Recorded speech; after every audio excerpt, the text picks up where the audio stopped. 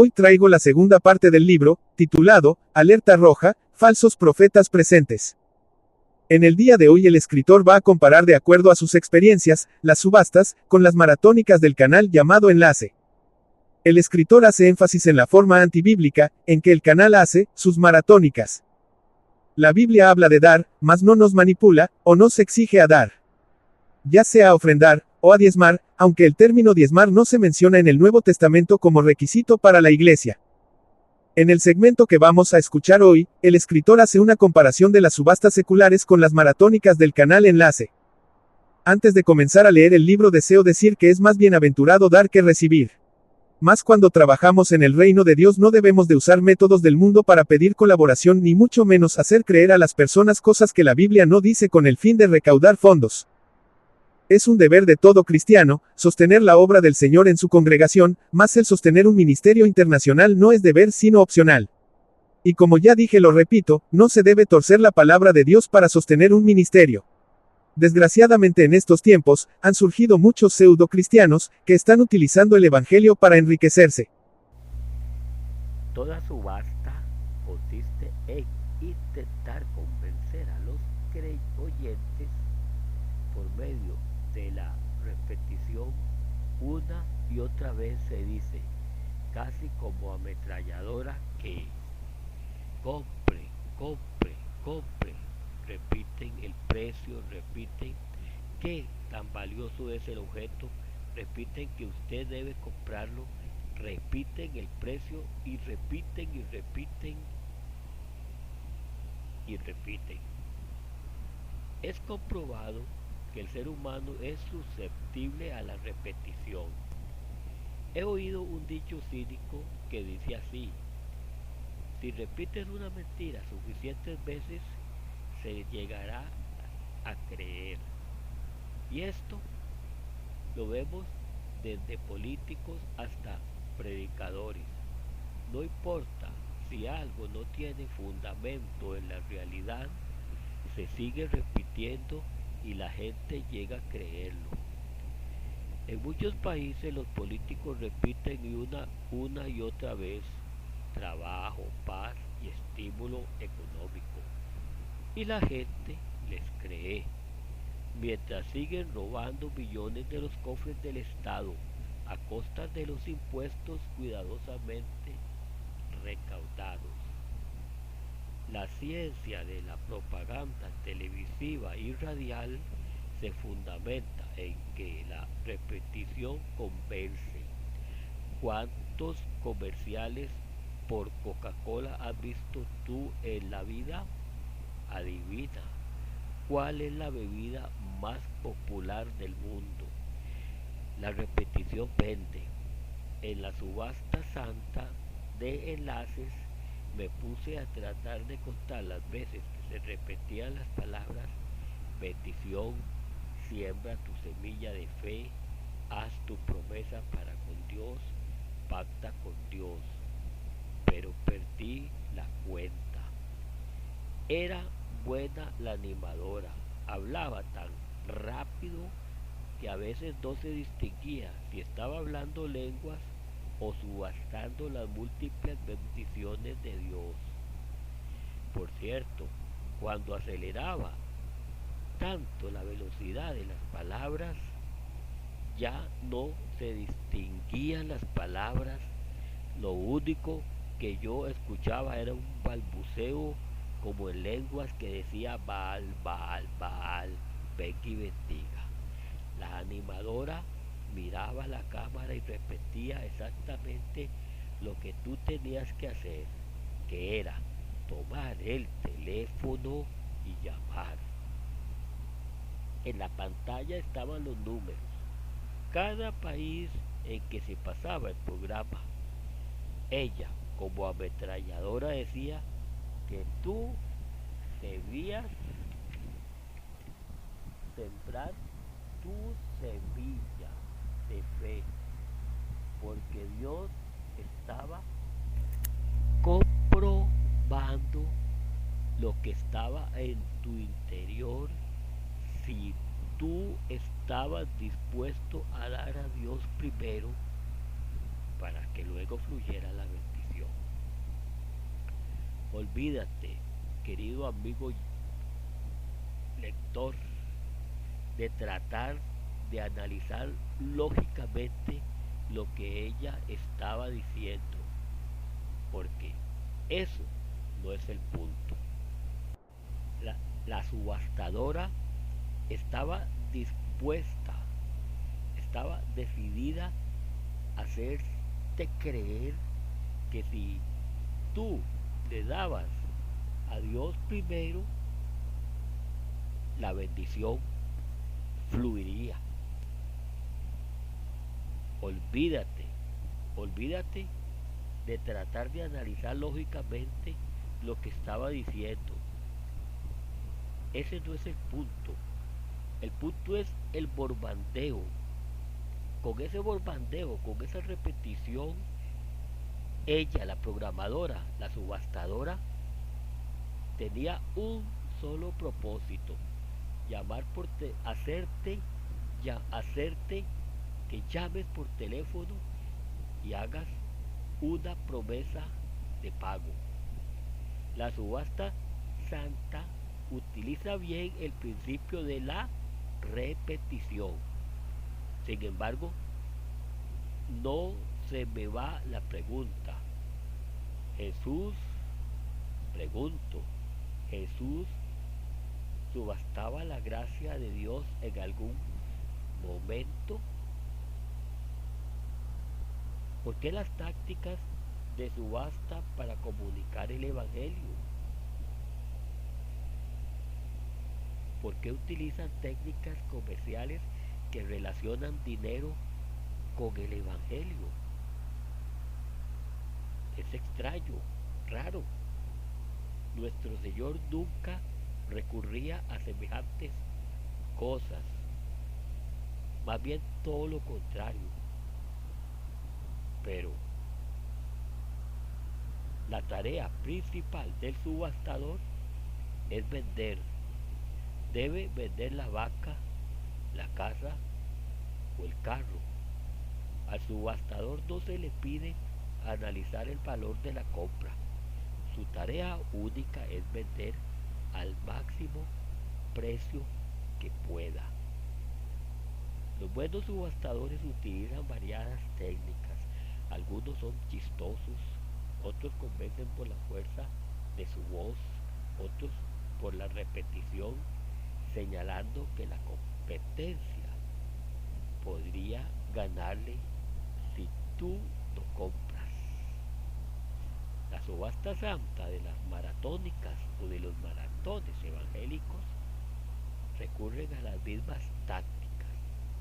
Te prometen que a través de esta subasta tú puedes obtener bendición, prosperidad, puedes realizar tus sueños, puedes conseguir casa, carro, esposa, salud, amor, dinero. Puedes conseguir eso, solo para mencionar algunas de las promesas. Te prometen que a través de esta subasta tú puedes obtener la bendición, la prosperidad, pero si pones cuidado a estos subastadores, verás que son expertos en prometer muchas cosas, todas en un chorro de rápidas palabras repetitivas. Ellos saben que están hablando a una audiencia amplia y deben tratar de cubrir todos los deseos. Es por eso que prometen todo, tanto lo tangible, o sea, lo material, como lo no tangible. Pero van un paso más allá. Te convencen que tú necesitas esta bendición. Ahora, mientras escribo estas líneas, Hugo Solís, un pastor de Costa Rica, está participando en la maratónica de enlace. Está pregonando con mucho fervor lo siguiente: y dice, Dios te creó para recibir bendición. Dios te creó para que fueras prosperado. Dios te creó para que cosecharas lo que sembrabas. De esta manera, los subastadores de la religión intentan convencer que realmente necesitas enviar tu dinero. De otra manera, estás quedando fuera de los mismos propósitos de Dios. Un buen subastador hace uso excelente de la emoción y el deseo humano de no quedar de último. He visto un buen subastador trabajar un grupo de una manera que llega a ser casi una leve manipulación. Sabe cómo poner un comprador contra otro. Sabe llevar los precios hacia arriba poco a poco y cuando cierra una venta, comienza de inmediato con otra. Para que los que perdieron o los que no compraron o los que no prometieron en el caso de las subastas, en el caso de las subastas santas, o sea, de las maratónicas, para los que no compraron no tengan que quedarse, o sea, para los que no prometieron, no tengan que quedarse con solo las ganas de obtener la bendición que el milagro o lo que están prometiendo ahí, sino que hay otra oportunidad. En la subasta santa de la religión pasa exactamente lo mismo, porque ponen tantas veces en la pantalla las impresoras tirando las promesas y don Jonás nos cuenta de cómo están llegando los votos de pagar dinero desde todas las partes de Hispanoamérica. ¿Por qué? Porque esto es un principio elemental de la subasta. La subasta, el maratón o la maratónica solo dura un tiempo limitado. Si tú no envías tu promesa ahora, podrías quedar fuera de la bendición. Vean cómo trabajan las impresoras, dicen ellos. Rápido, rápido, llama para que no se te pase esta oportunidad, hermano. La subastadora de anoche decía muy claramente que ahora es el momento de decidir. En ese momento tú debías comprar la bendición. Aunque no digo que se agotaba la bendición, aunque no dijo que la bendición se agotaba. Si lo dicen o lo expresan o lo tratan de expresar de otra manera. El hecho de que las promesas son llevadas al altar de enlace implícitamente comunica algo. Si tú no llamas a tiempo y tu promesa no se consagra en este altar, te quedarás sin la bendición de Dios.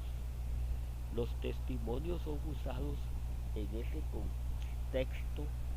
Alguno recibió bendición por pactar con Dios sobre este altar y ahora es tu oportunidad. Dicen, apúrate, apúrate. Ellos están utilizando las mismas tácticas que los subastadores en apresurar la venta con alguna forma de presión. En este caso, Enlace Limitada ha creado el altar santo, dando a entender que si tu voto no se consagra ahí, pones en riesgo la bendición. Muchas veces oí a los subastadores decir, se va a cerrar la venta a la 1, a las 2, a las 3. Vendido el señor del sombrero negro. En la subasta santa lo mismo ocurre. Si no llamas y prometes rápido el dinero, el voto, el dinero en dólares, al final del evento se te irá la bendición la obtendrán otros, pero tú quedarás excluido. Lo que no hacen los subastadores comunes, pero en la subasta santa o los mercaderes del evangelio de enlace, si lo hacen es mentir. En todas las subastas que he visto, nunca vi a un subastador mentir descaradamente. Por supuesto, intentan convencer a los compradores a que compren, pero si una vaca renquea un poco, dicen algo así: la vaquita cojea un poco, pero no le afecta el sabor de la leche y el sabor de la carne para nada. Si están subastando un carro, le animan a las personas a ojearlo bien, porque la venta será en firme. En cambio, los subastadores de la religión mienten abierta y descaradamente. En primer lugar, prometen un montón de cosas que Dios nunca prometió, porque según su, porque según su teología, Pablo seguramente no tuvo fe porque nunca Dios lo libertó de su aguijón, o quizás no sembró lo suficiente en enlace y por eso, sin embargo, Dios lo usó para escribir la mitad de nuestro Nuevo Testamento, aunque no fue sanado del aguijón. Bástate de mi gracia, le dijo el Señor. Bástate de mi gracia. Ahora pongo otro ejemplo. Bueno, yo no. Aquí el hermano Guillermo Green pone otro ejemplo y dice: y Jesús no debiera haber ido a la cruz del Calvario porque pidió ser librado de ella. Y si respondes, pero él quiso hacer la voluntad de su Padre, respondo yo: y la voluntad de su Padre fue la cruz, lo mismo que podrá ser para otros. ¿No fue Jesús mismo el que dijo que debíamos tomar nuestra cruz y seguirle? ¿Por qué la subasta santa nunca subasta cruces? ¿Cuántos pagarían por sufrir? A ver, en segundo lugar, mienten abiertamente enseñando que Dios tiene que recibir dinero para que nos dé bendiciones. Jesús nos enseña que de gracia recibiste, dar de gracia. Mateo 10:8. La religión cristiana se distingue de todas las demás religiones del mundo precisamente en este punto: la gracia soberana de Dios.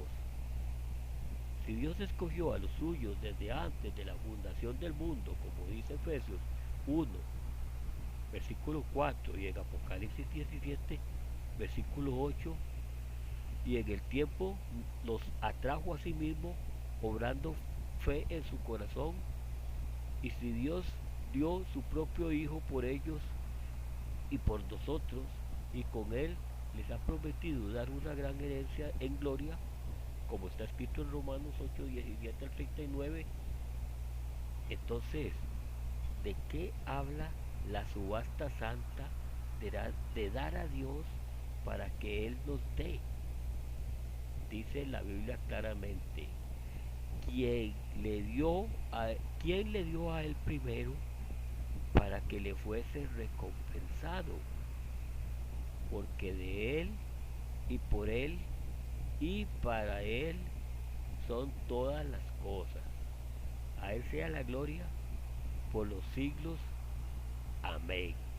Romanos 11, 35 y 36. Voy a hacer una aclaración que no viene aquí en el libro. Es una aclaración de mi propia autoría. Y es este. El Señor dijo, nadie se os dará. Sí, pero cuando el Señor dijo que diéramos, se estaba refiriendo a dos maneras de dar. Dar al necesitado y dar para la obra. Pero cuando es neta o necesariamente. O sea, por ejemplo, les voy a poner así, les voy a dar un ejemplo. En nuestro templo hace poco había que pagar 3 meses de la municipalidad. El pastor pidió la colaboración y se le dio.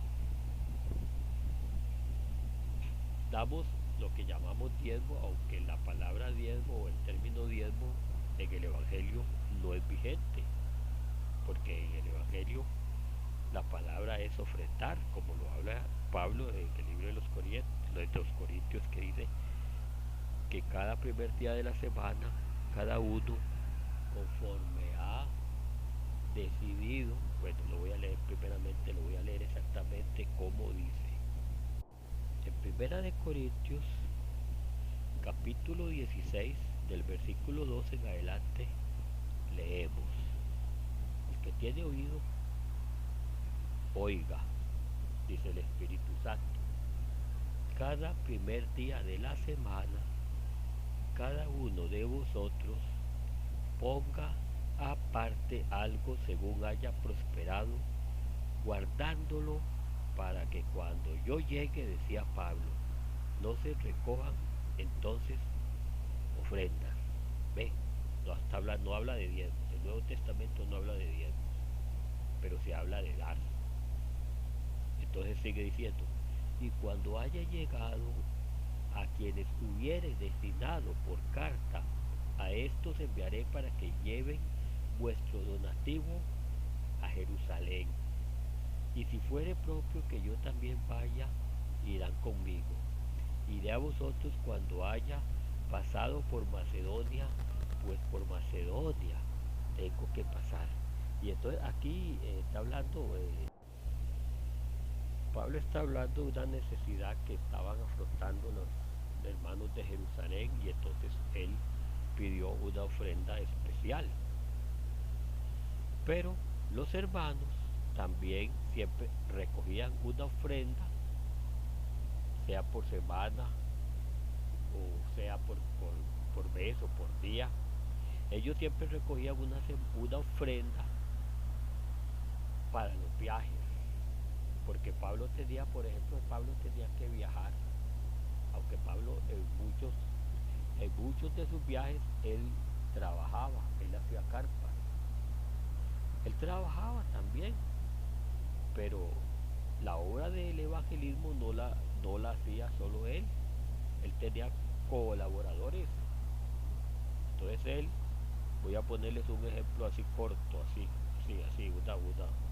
por aquellos que no saben cómo funcionaba la iglesia primitiva, cómo era que trabajaban ellos.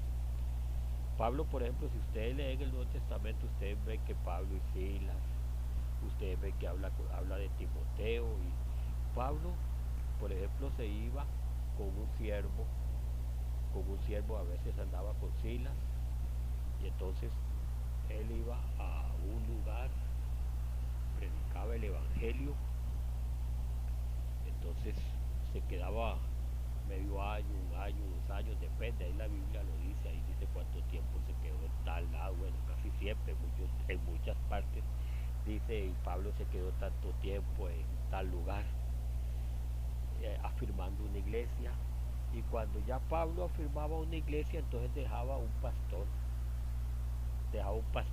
yo creo, no estoy seguro, pero me parece que Timoteo fue uno de ellos, me parece a mí, me parece que Timoteo fue uno de esos que Pablo dejó.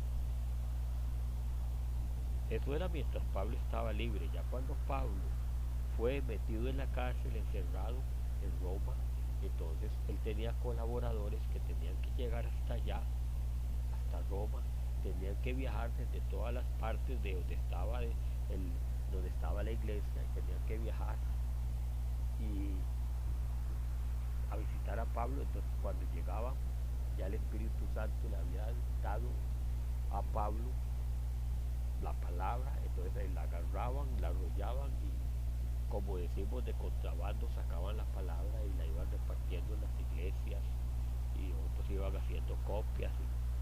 Y para todo esto se necesita el dinero, el dinero. Y hoy en día en esto, ya dejando ya la iglesia primitiva, hoy en día se necesita el dinero, todos sabemos para qué. En primer lugar, para pagar el local, si no es propio, para pagar el agua, la luz y la municipalidad y, ojo, la patente o el permiso para, para que hay que pagar, no sé, creo que es por año, para pagarle al Estado, al gobierno, para que nos dejen funcionar, para que no le cierren el local. Entonces,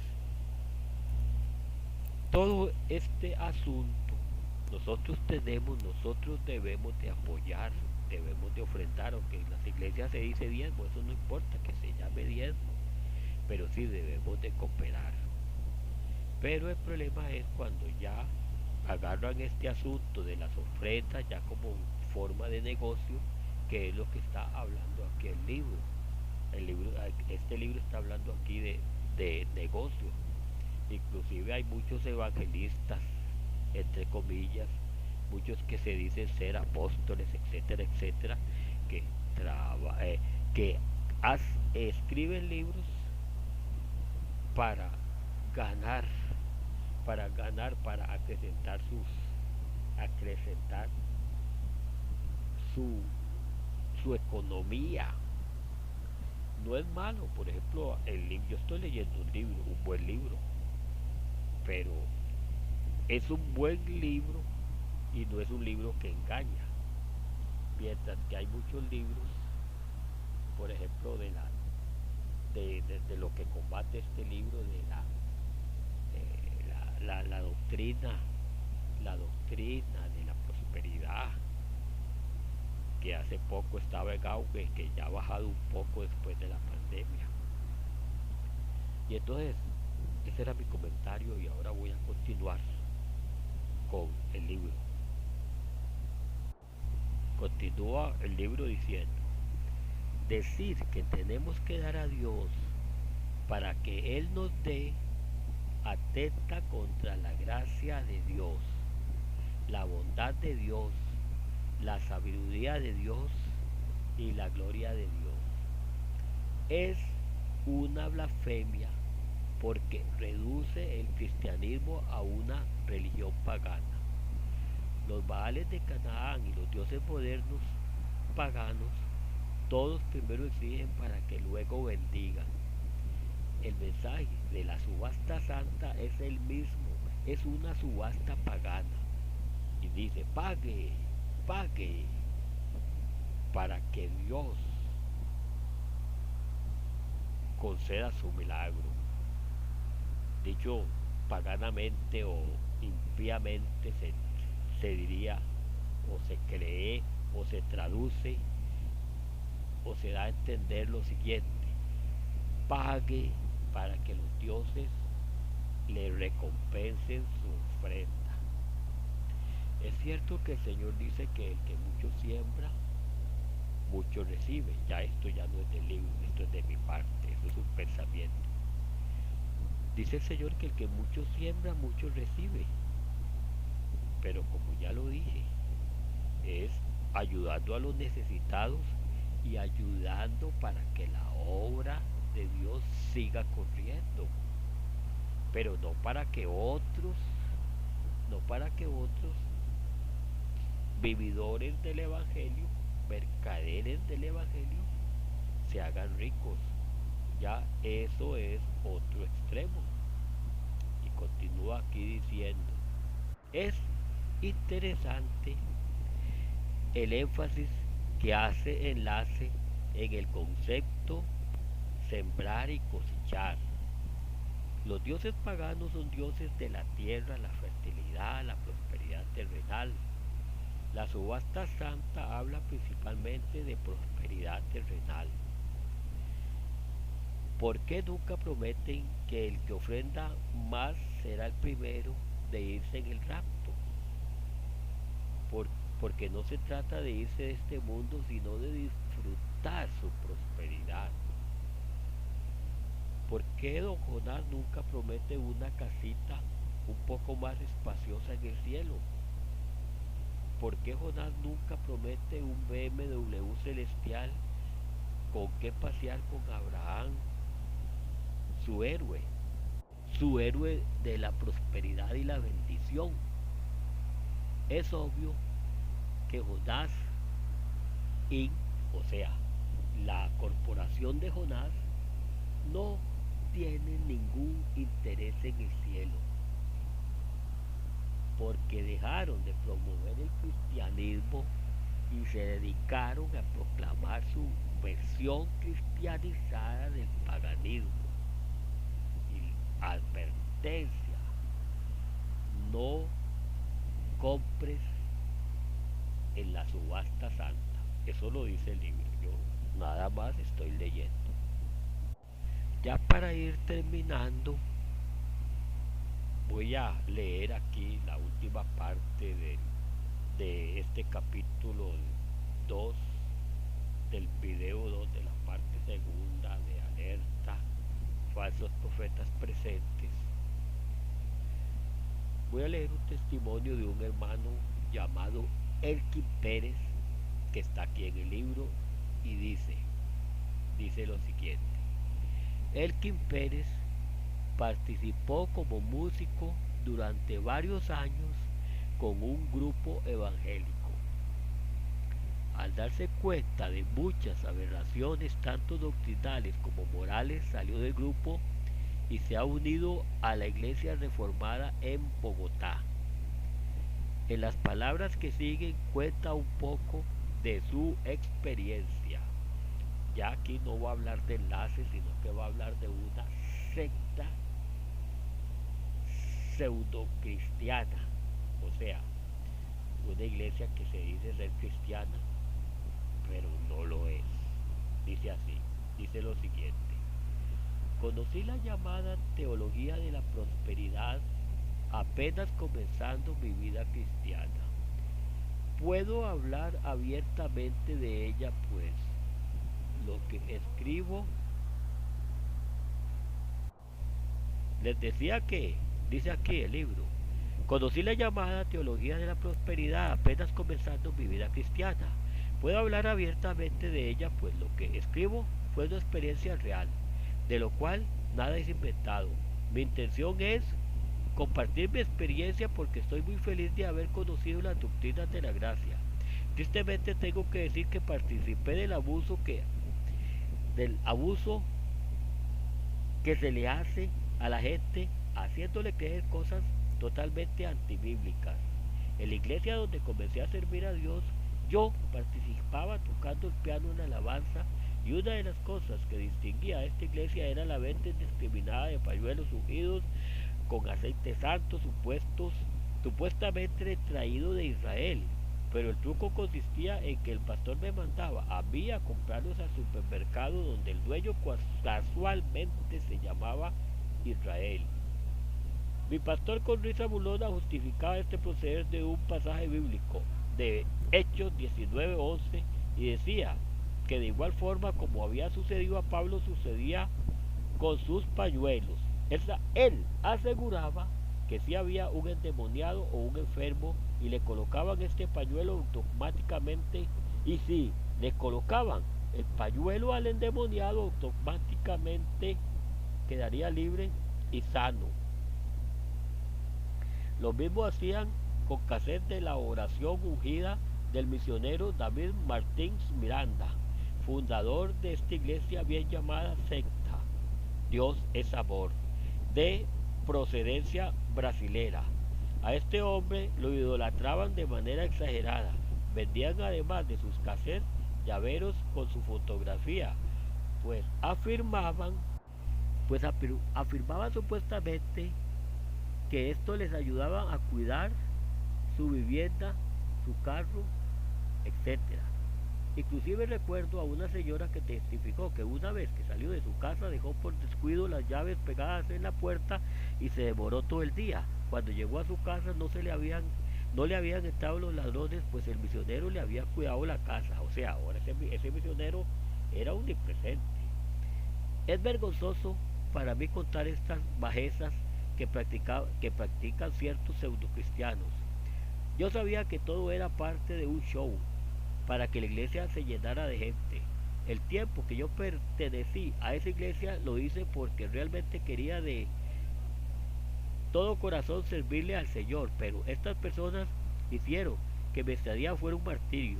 Después de un tiempo de hacerme miembro de su iglesia, comenzaron a utilizar mi testimonio, pues en mi vida pasada estuve involucrado con el mundo de la música y llegué a conocer lo que era la fama. Yo había formado parte de una orquesta muy conocida en la frontera con Venezuela y a raíz de este testimonio hicieron el dinero que ustedes no se imaginan. Lo más triste es que utilizaron a Jesucristo y mi testimonio como gancho publicitario para atracar a una gran cantidad enorme de personas que sumergidas en la profunda ignorancia participaban de aquellos cultos. Aprovecho para contar que esta iglesia llama a la preparación teológica y a sus instituciones como cementerio de cristianos, pues afirma que quien estudia teología es porque el Espíritu Santo seguramente no les da palabras suficientes para enseñar. Por esto necesitan estudiar, dicen ellos. Algo que me pareció contradictorio fue esto que te acabo de contar, pues en mi corazón siempre existió el anhelo inmenso de una preparación para el ministerio y por eso aprovecho para agradecerle a Minx por haber llegado a nuestras vidas. Una de las cosas que más me pareció absurda y que no puedo soportar fue la última experiencia desastrosa que viví con ellos. Tuvo lugar en una vigilia que tradicionalmente ellos hacían de las 9 de la noche hasta las 5 de la mañana, donde el pastor comúnmente tenía participación a las 4 de la mañana para dar la última palabra. En esta ocasión particular, subió 2 horas antes de lo acostumbrado y formó un relajo que llegó a tal punto de vender cuanto objeto inanimado había en el púlpito. Estaba tan desesperado por dinero que cuando ya iba a finalizar la vigilia, no predicó la palabra esa noche. Tuvo la gran idea de sacar su pañuelo, secó el sudor de su frente y dijo que allí reposaba la unción del Espíritu Santo. Para comprobarlo pidió a la iglesia que le miraran y que los demonios comenzarían a gritar. Casualmente así sucedió. Para resumir, dicho pastor de nacionalidad peruana llamado Antonio Ginés subastó el pañuelo y le dieron 1.000.000 de pesos colombianos, aproximadamente unos $300 americanos. El pañuelo realmente costaba $0.50 americano. Esta fue la última noche que toqué con ellos, ya que mi conciencia no soportó más. Gracias a Dios que Él tenía preparada una iglesia sana para mí y mi esposa. Espero que no sea la única oportunidad que tenga para compartir con ustedes estas vivencias, pues yo sé que hay muchos que leen el boletín de la CLIR y sé que van a pedir orientación en cuanto a estas cosas. Los felicito por su boletín teológico y que sigan adelante, que Dios los bendiga, dijo este hermano. Tremendo testimonio. Y así le pasó al hermano Martín Lutero.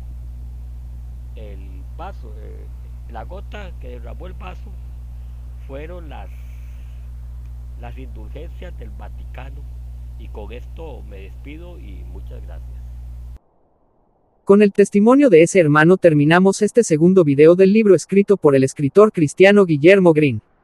Los espero en el próximo capítulo de este interesante libro, pero antes de concluir con este video, les pido por favor que compartan, que se suscriban al canal si no lo han hecho, que le den me gusta para que YouTube difunda el contenido de este canal, y que activen la campanita de notificaciones para que les lleguen los videos que vayamos subiendo. Muchas gracias.